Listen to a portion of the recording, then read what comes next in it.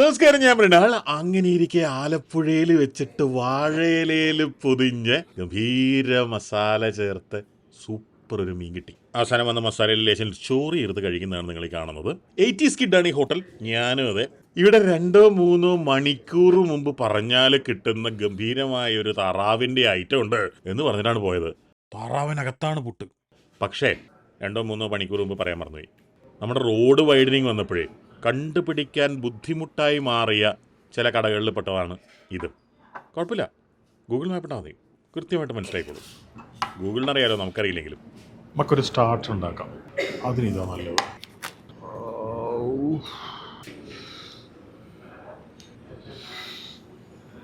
മീൻ ആലപ്പുഴയിലേത് അത് ഇന്നും എൻ്റെ ഒരു വീക്ക്നെസ് ആയിരുന്നു. പ്രത്യേകിച്ച് വാഴയിലയിൽ പൊതിഞ്ഞ മീൻ സഹിക്കാൻ പറ്റൂല. എങ്ങനെ ചൂടാ. കൊച്ചിയിൽ ജീവിക്കുന്ന ഒരാളെന്നുള്ള നിലയിൽ സംഭവം ശരിയാ. എൻ്റെ വീടിൻ്റെ മുമ്പിൽ കായല, അപ്പുറത്തെ പെരിയാർ, ഇപ്പുറത്തെ അറബിക്കടൽ ഒക്കെ ഉണ്ട്. ഒക്കെ എൻ്റെ ഫ്ലാറ്റിൽ നോക്കി കാണാൻ ചെയ്യാം. പക്ഷെ നല്ല മീൻ കിട്ടുക വെച്ചാണല്ലോ കൊച്ചിയിൽ വലിയ പാടാം. നമുക്ക് ഈ ചുറ്റുമുള്ള ഫുഡൊക്കെ പിള്ളേർക്ക് കൊടുത്താലോ? ഞാനിത് മാത്രം കഴിച്ചാലോ?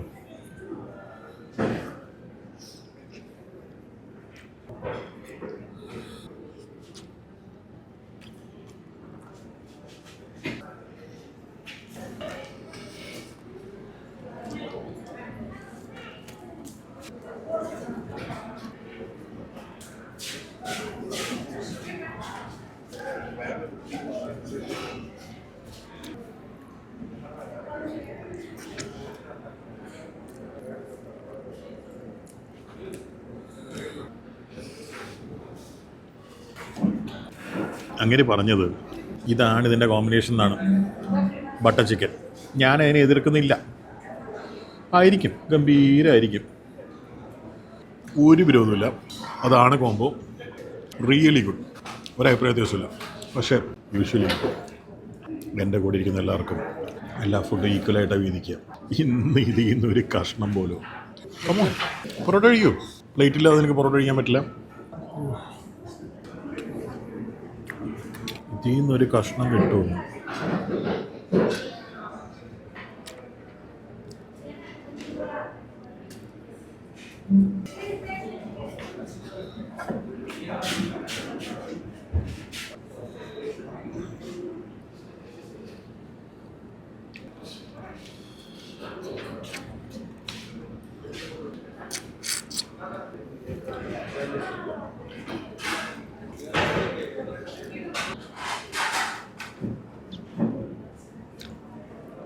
ഈ വീഡിയോ പോസ്റ്റ് ചെയ്യാൻ കുറച്ച് സമയം എടുക്കും.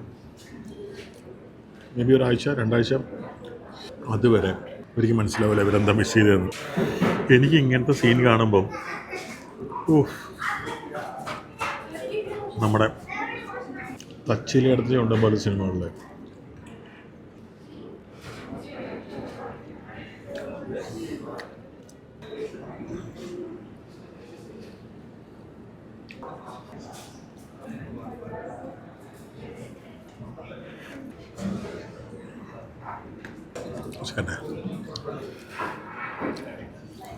മീൻ ഇത്രയേ ബാക്കിയുള്ളൂ. അതിന് മുമ്പ് ഇതിൽ കൈവെക്കണം.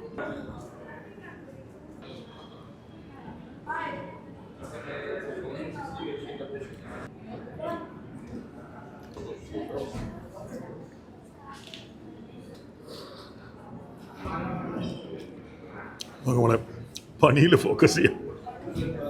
ചിക്കനും ഒരു തീർത്തോളൂ.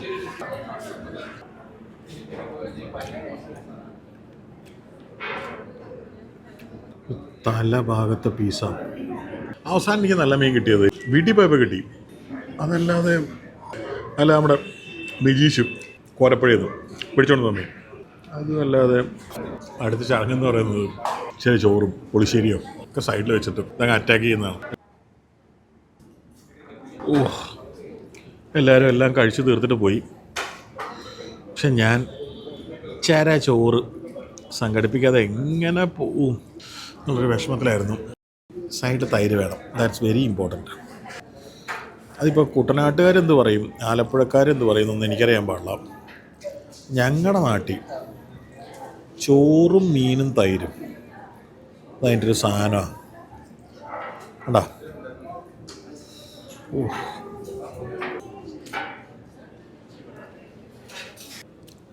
കറക്റ്റാ, ഇത് കറക്റ്റാ. അമ്മേ, ആ മീൻ തീർന്നു പോയെന്നുള്ള ഒറ്റ വിഷമം മാത്രമേ ഉള്ളൂ.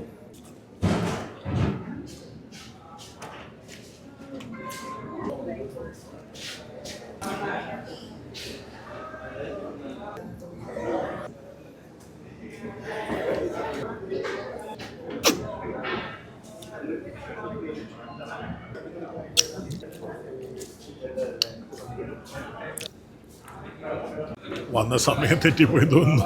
ഉച്ചയ്ക്ക് വരണമായിരുന്നു. പക്ഷെ ഞാൻ ആലോചിക്കുന്നത്, ഇത് നല്ല മീൻ എന്താ കേരളത്തിൽ അങ്ങനെ കിട്ടാത്ത? എൻ്റെ ചെറുപ്പത്തിൽ കിട്ടുമായിരുന്നു. പിന്നെ എൻ്റെ ചെറുപ്പത്തിൽ കിട്ടുന്ന മീനിൻ്റെ ടേസ്റ്റ് ഇന്നിപ്പോൾ കിട്ടുന്ന മീനില്ല. ആകെ എത്ര കൊല്ലമായി? 30-35 കൊല്ലമല്ലേ ഉള്ളൂ. ഇന്നത്തെ കാലത്തെ കൃഷിയും രീതിയും ഒക്കെ വേറെയാണ്.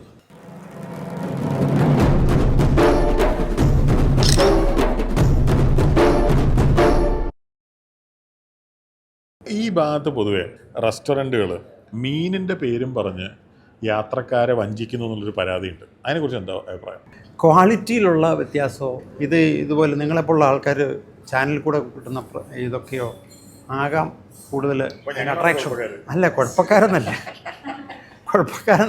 ഇപ്പോഴത്തെ ഒരു കാലഘട്ടം അതാ. പിന്നെ അവർ ഫ്രഷ് കാച്ചിൽ ഉപയോഗിക്കുന്നുണ്ട്, അതിൻ്റെ കുഴപ്പമില്ലാതെ പോകണം, എല്ലാവരും അത് അക്സെപ്റ്റ് ചെയ്യുന്നുണ്ട്. പിന്നെ അവരത് മാത്രമാണ് ചെയ്യുന്നത്. നമ്മളെപ്പോഴുള്ള വെറൈറ്റി ഡിഷസ് ഒന്നും പോകുന്നില്ല. ഫിഷ് കറി, ഫിഷ് ഫ്രൈ, അല്ലെങ്കിൽ അതിൻ്റെ കുറേ സംഗതികളും വെച്ചു വളരെ നല്ല മികച്ചൊരു. പക്ഷേ ഈ ക്യാമറ ഓഫ് ചെയ്ത് കഴിഞ്ഞാൽ എന്തൊക്കെയോ പറയണമെന്നൊരു ആഗ്രഹമുണ്ട് കേട്ടോ.